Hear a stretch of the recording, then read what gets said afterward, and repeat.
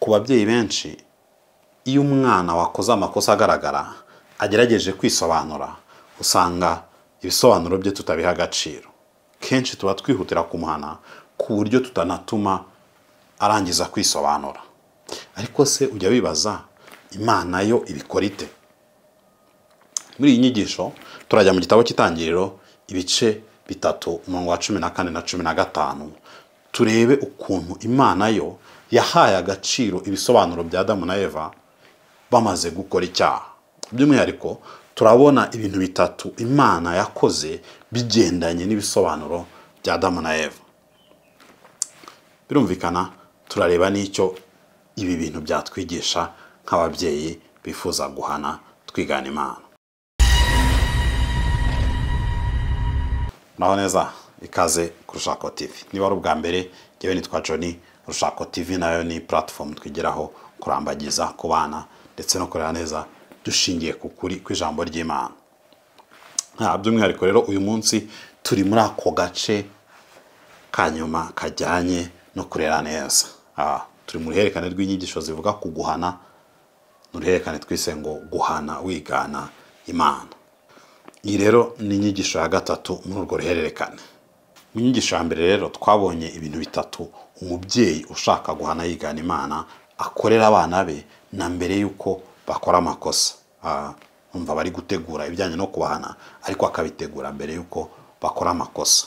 Twabonye rero ko icya mbere umubyeyi aha abana be ahantu ho kwisanzurira, kuvuga ahantu hatekanye kandi habemerera gukora ibyo bakeneye gukora nk'abana. Icya kabiri twabonye ko uyu mubyeyi aha abana be amabwiriza asobanutse, ni ukuvuga abafasha kumva n'ibiki bemerewe n'ibiki batemerewe. Ariko kandi ntabwo agarukiraho, twabonye ikintu cya gatatu ko abafasha no kumva n'izihe ngaruka zizababaho nibaramuka bakoze bya bindi batemerewe. Ibyo byose abikora mbere yuko aba bana bakora amakosa.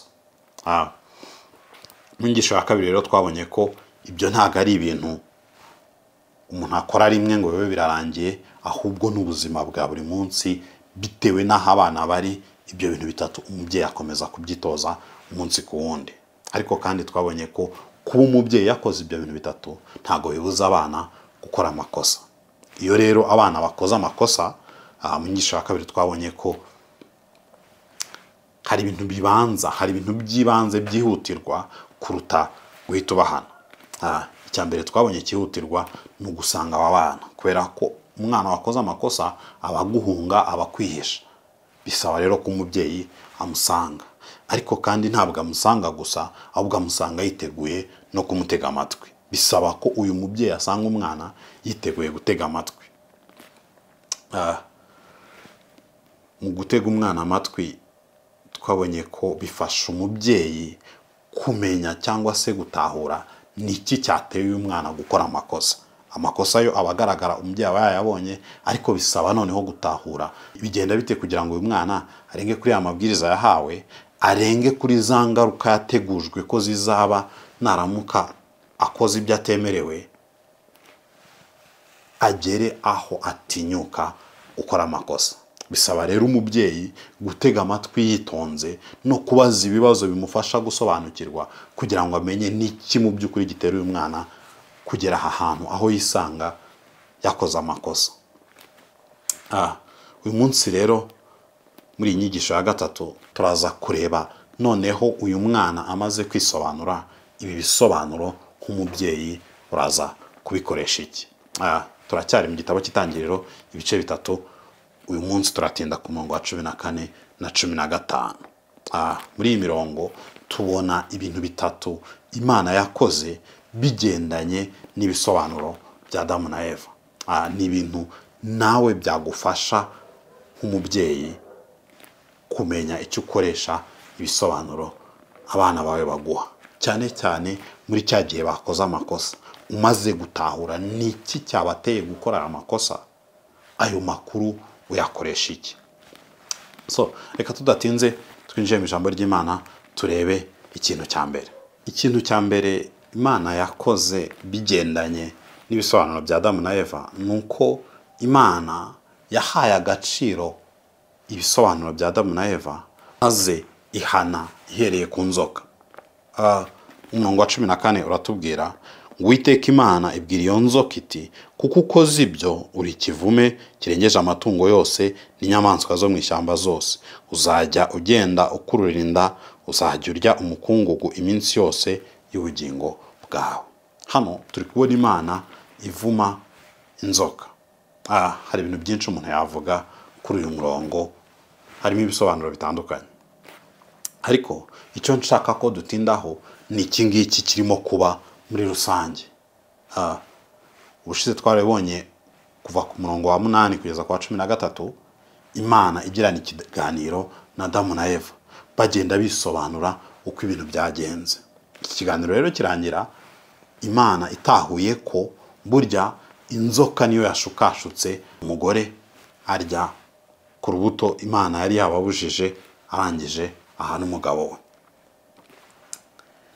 Aha rero Imana imaze, reka mvuge ngo gutahura ayo makuru, ariko birumvikana Imana ntabwo itahura kuko ntabwo imenya ibintu bishyashya, yari isanzwe ibizi. Ahubwo muri iki kiganiro kimaze kugera kuri uyu mwanzuro uko inzoka niyo yashukashutse uyu mugore, Imana ihindukirana inzoka irayivuma. Ntabwo ndi butinde cyane ku gisobanuro cyo kuvuma n'ibindi byinshi. Icyo nshaka ko dutindaho ni iki kintu kiri kuba muri rusange. Imana irimo guhana inzoka bigendanye n'ibisobanuro Adamu na Eva batanze.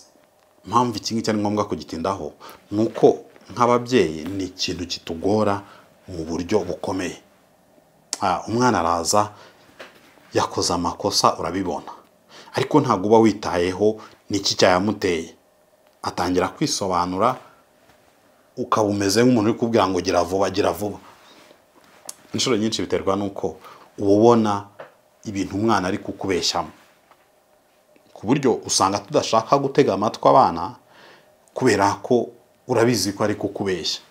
Ariko ubundi buriya kuba ubizi ko ari kukubeshya nibyo byagakwiye kugutera umwete wo kumutega amatwi no kurutaho, kubera hari ibintu bibiri. Icya mbere, hari ibintu nyine byabaye, wenda urugero uyu mwana yagiye kuvoma aratinda, cyangwa se wamutumye ahantu akora ibibusanye n'ibyo wamutumye. Nyine hari amakosa yabaye, ibyo ni ibyabaye. Ariko hari n'ikindi kintu ku ruhande, ni ibitekerezo by'uyu mwana kuri ibi byabaye, cyangwa se ushatse wabyita nka creativity. Ni ukuvuga ngo ibintu uyu mwana ari guhanga bishaka guha agaciro cyangwa se gusobanura bya bindi byabaye. Kuko ibi bintu umwana ari guhimba ku giti cye, ibi bintu ubwe ari guhanga ashaka kugaragaza cyangwa se guha agaciro ibyabaye, buriya nibyo bikomeye. Bisaba rero nk'umubyeyi kumutega amatwi rwose witonze, ugakomeza ugacukumbura, ugakomeza ukumva. Kubera nyine tekereza, uyu mwana wamuhaye amabwiriza asobanutse, wambwiye ngo genda ukora iki ngiki ubanguke, arangije aragenda aratinda. Ushobora kuba wambwira ati nutinda biraza kugenda gutya, ariko umwana akabirengaho agatinda, hanyuma akaza yatinze, urabibona. Uyu mwana rero ibisobanuro aha gutinda kwe nibyo bikwereka n'ibiki biri kujya mbere mu bitekerezo bye. Ni izihe mpamvu uyu mwana afite yumva kuba yatinze bidakwiye kuba ikibazo. Ibyo nibyo bikwereka ukuntu uyu mwana atekereza, nibyo bikwereka urugero rw'imikurire ye, urugero rwo gusobanukirwa ibiri kuba rwe uko rungana. Ubusanzwe guhana gukwiriye ni ugufasha uyu mwana kujyanisha urwo rugero rw'imitekerereze ye n'ukuri kw'ibyabaye, kubihuza, kumenya ngo ibi bintu ntekereza ko iyo biza kuba bimeze gutya ntacyo byari bitwaye, bibusanye bite nuko ibintu mu by'ukuri byagenze. Kuko muri iki gice twabibonye Imana iri gukora iki. Yabajije Adamu, uri hehe? Adamu ati ndihishe. Ese kuki wihishe? Aho ntiwariye kuri cya giti? Adamu ati n'uyu mugore wampaye. Imana ikabaza umugore, ese byagenze gute? umugore nawe ati inzoka yanshukashutse. Ku babyeyi benshi icyo gisobanuro cy'uko hari ukuntu byagenze ntabwo tugiha agaciro, twihutira kuguhita duhana uyu mwana, ariko ntabwo ari cyo Imana yakoze. Imana yo ibi bintu yabihaye agaciro ku buryo ijya no guhana igahera ku nzoka, ikavuma iyi nzoka. So ni ikintu rero nk'ababyeyi dukeneye kwitoza, guha agaciro ibisobanuro by'umwana. Duha agaciro ibisobanuro by'umwana gute? Icya mbere, twakira ko muri ibi bisobanuro, nubwo wowe nk'umubyeyi ushobora kubireba ureba ibintu umwana ari guhimbahimba ukabona ko ari kukubeshya, ubwo buhanga ibyo bintu ari guhimbahimba bigufasha kumva umutima w'uyu mwana umeze gute, bigufasha kumva ni gute uyu mwana abona isi imuzengurutse. Hanyuma guhana gukwiriye ni ukuri bufashe uyu mwana kureba isi imuzengurutse mu buryo bwa nyabwo. Ni nko guhindukiza ibi bitekerezo by'umwana byumva ibi bintu yaba byari bimeze gutya ntacyo byari bitwaye, wowe nk'umubyeyi ubibona ko nuko ukuntu ari kubihimba rwose biracuritse, ntabwo ariko ubuzima bumeze. Kumukosora rero, kumufasha kumva ngo ibyo bintu uri gutekereza ntabwo ariko ibintu bimeze. Turasa kubona mu gace gakurikiyeho ikintu Imana yakoreye uyu mubano hagati y'inzoka n'umugore waje kugenda ukagera ahantu umugore yemera kurya ku rubuto abizi neza ko Imana yari umubujije. So bigusaba rero nawe kwinjira mu bitekerezo by'uyu mwana rwose, ukagenda ukinjiramo ukamwemerera, akagusobanurira, akakuryarya, akagucurika, akagucurikura, ukabyakira, ugasesengura ibyo ngibyo kugira ngo uze kumenya ni uwuhe mubano cyangwa se ni ibiki biri kuba hagati mu bitekerezo by'uyu mwana bituma yumva kuba yagiye aho wamutumye agatindayo kandi wamubwiye ngo abanguke ntacyo bitwaye, kuko ibisobanuro aguha ntibigaragaza impamvu we yumvaga ntacyo bitwaye. So ntabwo rero waba umushyize mu nzira utakemuye icyo kintu, kubera ko n'ubutaha azumva nyine ntacyo bitwaye. Muri we mu bitekerezo bye hari impamvu yumva ntacyo bitwaye. Izo mpamvu rero utazikosoye uyu mwana aguma ari wa wundi. Niyo mpamvu harimo akazi kenshi nyine ko kwemera guca bugufi, ukemera uyu mwana akakubeshya, hanyuma ntutwarwe n'uburakari bw'uko ibyo ari kuvuga bidafatika cyangwa se akubeshya, ukemera kujya mu ntekerezo ze ukareba n'iki mu by'ukuri kiri kuba, we iyo arebye ibi bintu abifata ate. So icyo rero ni ikijyanye no guha agaciro ibisobanuro by'umwana wakoze amakosa. Ni Imana iri gukora kuko yahaye agaciro ibi bisobanuro bya Adamu na Eva, ihindukirira inzoka, aba ari yiheraho, aba ari yihana. Ariko ntabwo bigarukira aho ngaho. Hari ikintu cya kabiri Imana ikora bigendanye n'ibi bisobanuro bya Adamu na Eva. Ikintu cya kabiri Imana ikora bigendanye n'ibisobanuro bya Adamu na Eva ni uko Imana ishyira urwango hagati y'uyu mugore n'inzoka, no hagati y'urubyaro rw'uyu mugore n'urubyaro rw'inzoka. Ibyo tubisoma ku murongo wa 15 agace kabanza, ngo nzashyira urwango hagati yawe n'uyu mugore no hagati y'urubyaro rwawe n'urwe. Urumva hari ikiganiro kiba hagati y'uyu mugore n'inzoka. Mu gice cya 3 yereka umurongo wa mbere, inzoka iza ese koko burya ntabwo mwemerewe kurya ku giti cyose cyo muri iyi ngobyi? Umugore ati oya, uretse igiti kimwe, n'ibindi n'ibindi. Urumva muri uko kuganira, muri ubu busabane bwaje hagati yabo, biza kurangira inzoka imushutse akarya ku giti Imana yari yarababujije.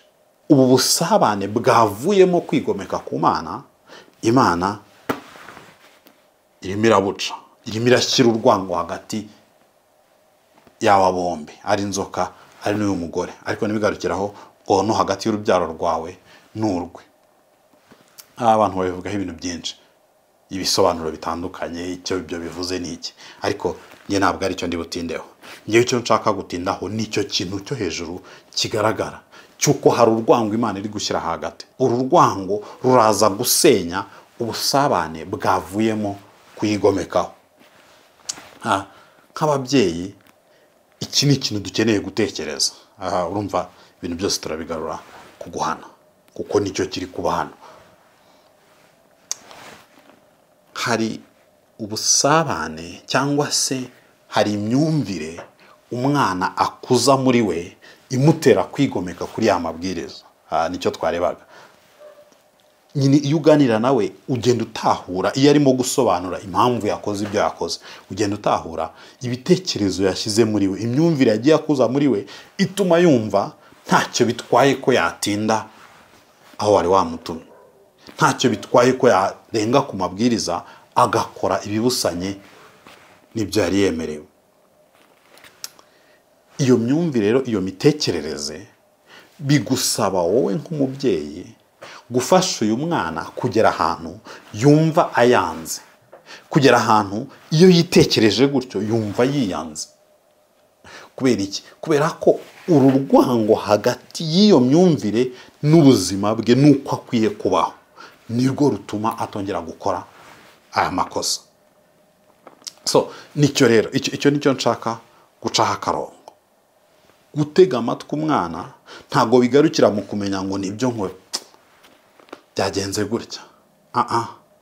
Ukeneye no kumenya ibi bintu byabaye, we iyo abihuje n'ukuri n'icyo wari wamusabye gukora uyu munsi muri aka kanya nyine cyamaze kubikosa kuko atagikoza, iyo abihuje no kuba yakoze ikosa abyumva ate, bigenda gute mu bitekerezo bye, kugira ngo nibi bisobanura ashaka guha rya kosa yakoze nabyo ugire gute. Reka mvuge ngo bisenye nk'umubyeyi, ku buryo uyu mwana agera ahantu akajya avuga ngo ibi bintu rwose birakabije.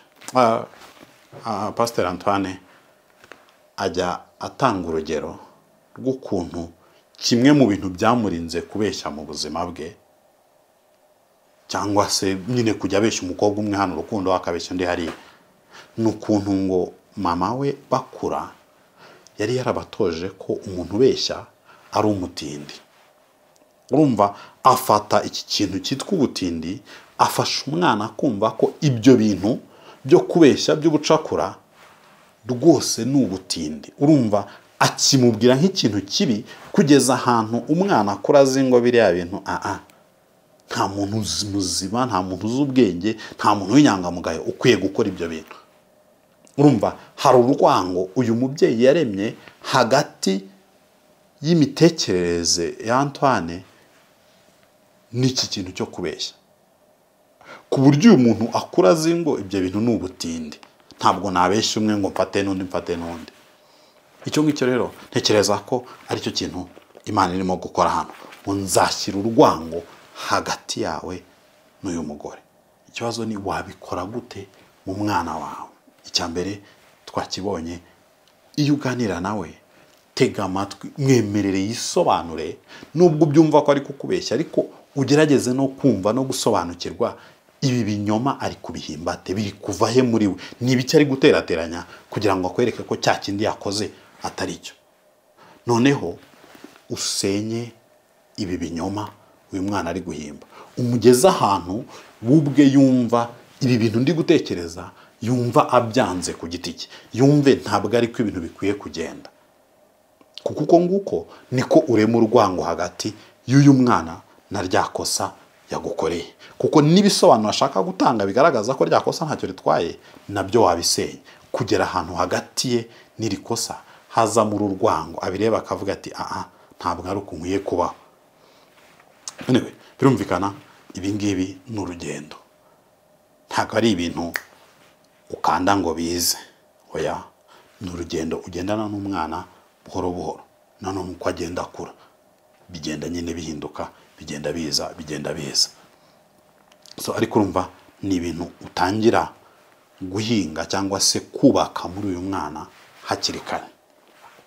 So icyo ni ikintu cya kabiri Imana yakoze bigendanye n'ibisobanuro bya Adamu na Eva. Ikintu cya gatatu rero Imana yakoze bigendanye n'ibi bisobanuro bya Adamu na Eva, nuko Imana itanga isezerana ko urubyaro rw'umugore ruzakomeretsa umutwe w'inzoka.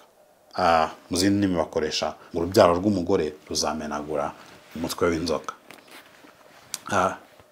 Ibi turabisoma ku gace ka kabiri k'umurongo wa 15. Umurongo wa 15 batanyuvuga ngo nzashyira urwango hagati yawe n'uyu mugore no hagati y'urubyaro rwawe n'urwe. Umva rero ryasezerano, ruzagukomeretsa umutwe nawe uzarukomeretsa agatsitsino. Iri sezerano rirenze ibi bintu biri kuba hano. Birenze kuba uyu mugore yariye ku giti Imana yamubujije, noneho Imana ikaba ije guhana umuntu wakoze amakosa.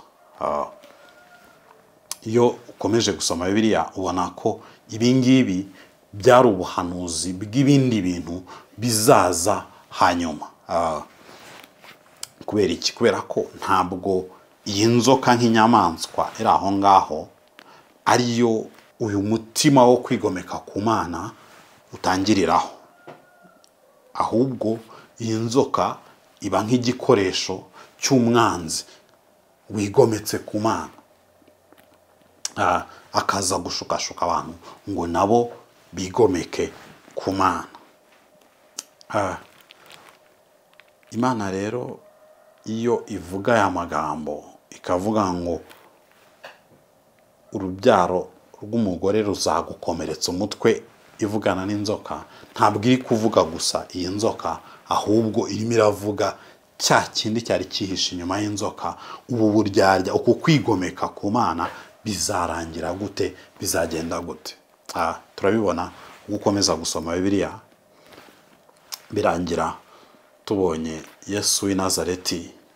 Biratubwira ngo Imana yamugize umwami na Kristo, ari we usohoza ubuhanuzi, akaza agatsinda umwanzi. Bihuriye he rero no kurera no guhana? Icya mbere turi kuvuga ku guhana wigana Imana. Kuva Adamu na Eva bakora iki cyaha, kamere zabo zarahindutse. Bibiliya bitubwira igice cya 3 gitangira ukuntu aba bantu batangiye kubona ko bambaye ubusa, bagatangira guhunga Imana.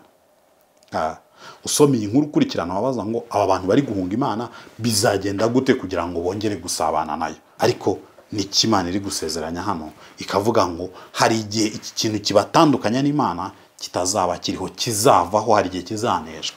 Mbere yuko rero iki kintu cyo gutandukanywa n'Imana kivaho, reka mvuge ngo muri wowe gikurwaho, ubasha kungwa n'Imana wowe ku giti cyawe, biragoye ko wabasha kuyigana.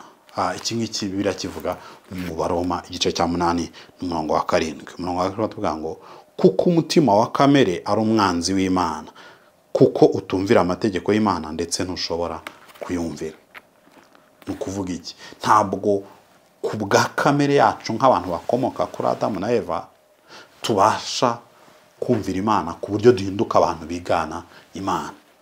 Ntabwo rwose bishoboka, kubera ko turi abantu badashaka kwigana Imana, ahubwo bashaka guhunga Imana, bashaka kuyigomekaho. Ariko nicyo Yesu yaziye, nicyo Kristo bivuze.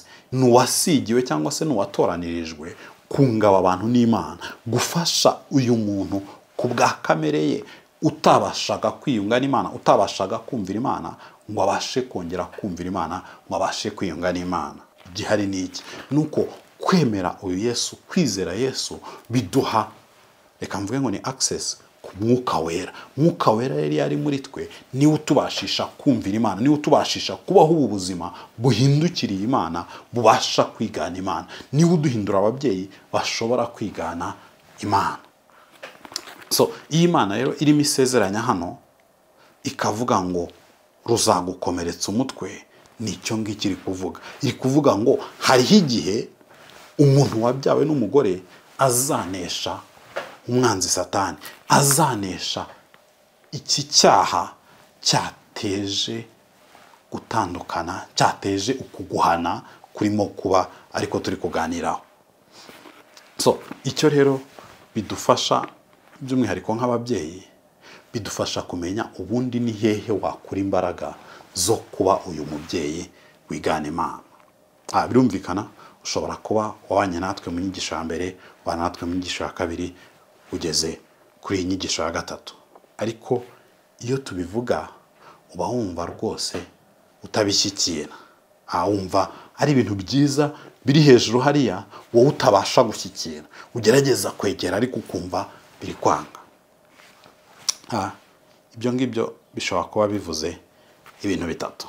Icya mbere, ahari se kwigana Imana nta biri muri kamere yawe, kubera ko bisaba ngo habe hari isano ufitanye n'Imana. Imana ibe yaraguhaye uyu mwuka wera. Imana iduha mwuka wera iyo twizeye Yesu. Mwuka wera rero iyo atari muri wowe rwose urabyumva ukumva ni ibintu byiza, ariko wagerageza kubisingira bikanga, ukumva ntubisingira.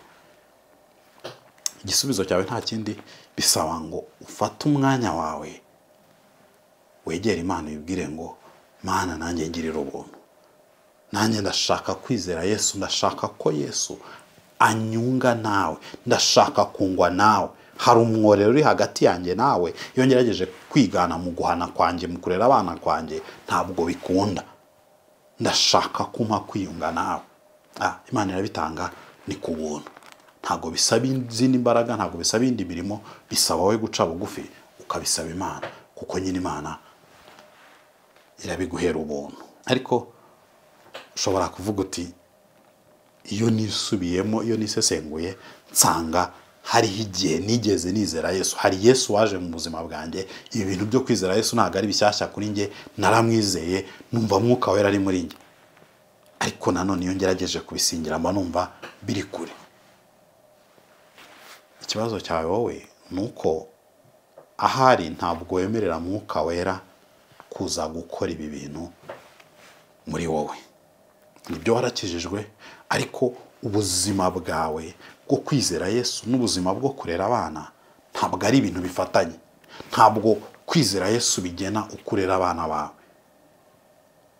Icyo gituma gushaka kwigana Imana bihinduka ibintu bidashoboka, kubera icyo muragerageza kubikora mu mbaraga zawe. Nubwo ufite mwuka wera, ntabwo uri kwemera mwuka wera ngo abe ari gukora no muri iki gice kijyanye no guhana abana no kurera abana.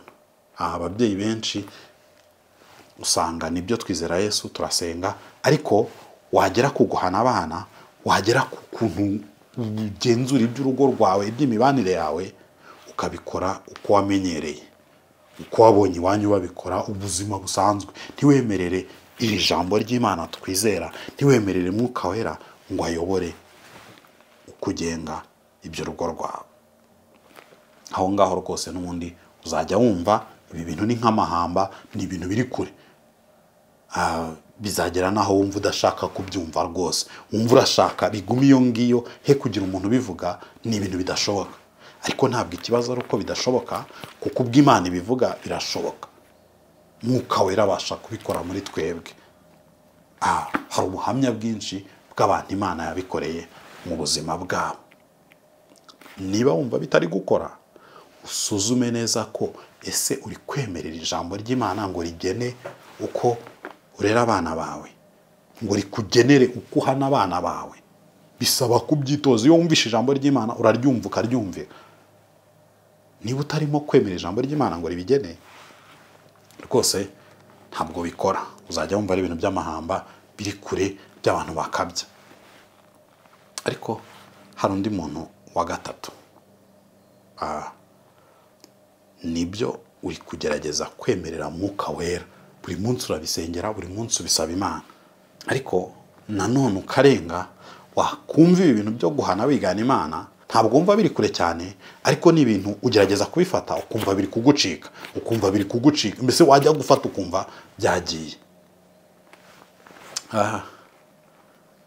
Hari impamvu ishobora gutera icyo kintu. Impamvu ya mbere, ushobora kuba ibi bintu uri gushaka kubyirukansa, kubera turi mu gihe ikintu cyose ushaka urakanda kikaza. Ntabwo ari bya bintu byo kubaka ibintu buhoro buhoro. Icyo gihe rero gishobora kudushoka, tukibwira ko ubu ngubu kubera ko wamaze gukurikira inyigisho ivuga ibintu bitatu wakora ngo utegure guhana kwawe, ukagira ngo ahari nimbikora biraba birangiye. Ariko ntabwo birangirira aho ngaho. Kubivuga ni kimwe, ukabibwira abana bawe kubyumva bigahinduka ubuzima bwabo ni ikindi. Icyo rero gisaba ko uko abana bawe bagenda bakura, bagenda bakira ibi bintu.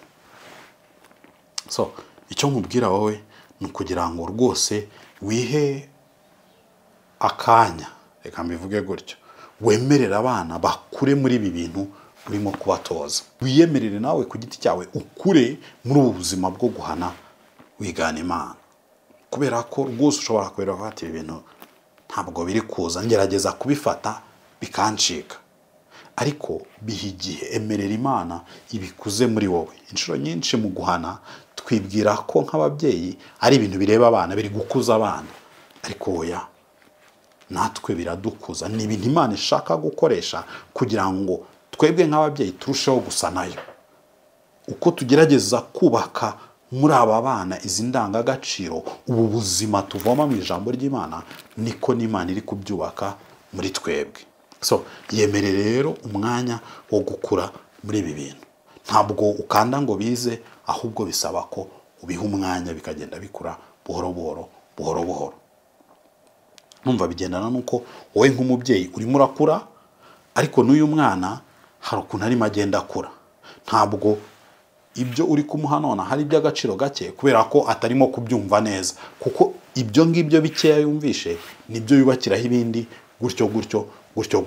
Uko imyaka igenda izamuka, uko agenda akura, hari ibintu bigenda byumvikana, hari ibintu bigenda bimakinga sense mu bwenge bwe. Rwose wicika intege, ahubwo iha umwanya wo gukura, ariko ntuve ku isoko. Icyo nacyo ni ngombwa kugicaho akarongo.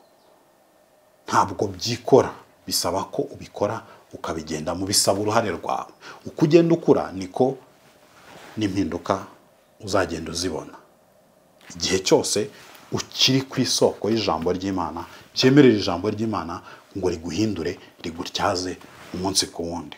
So nibyo ngibyo rero ibijyanye n'ibyo Imana yakoresheje ibisobanuro bya Adamu na Eva.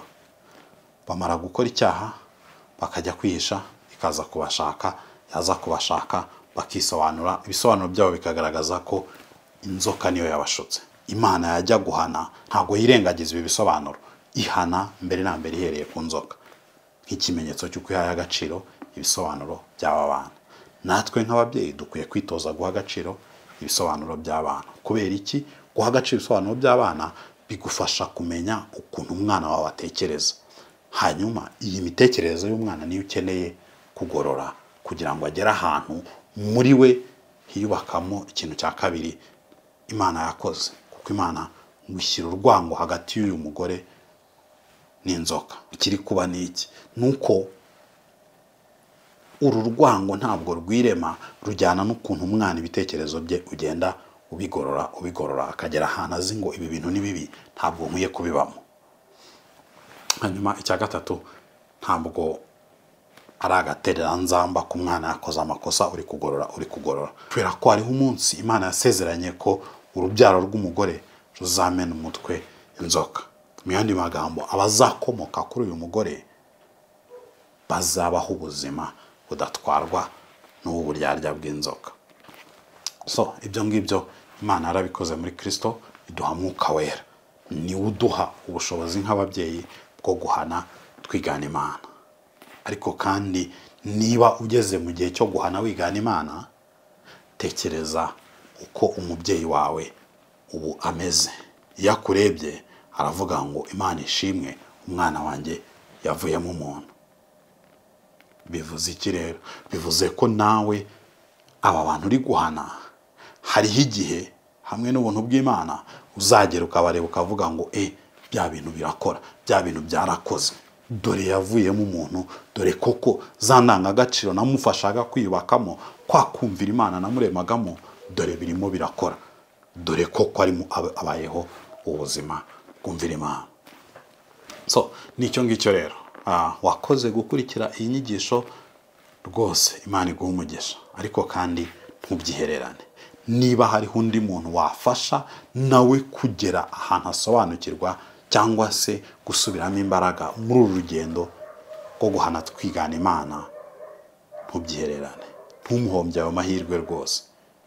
Kanda share, umwoherereze nawe amenye icyo akwiye gukoresha ibisobanuro abana bamusobanurira by'uko amakosa yabo yagenze, uko bayakoze.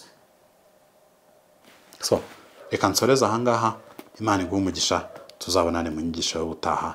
Wakoze cyane.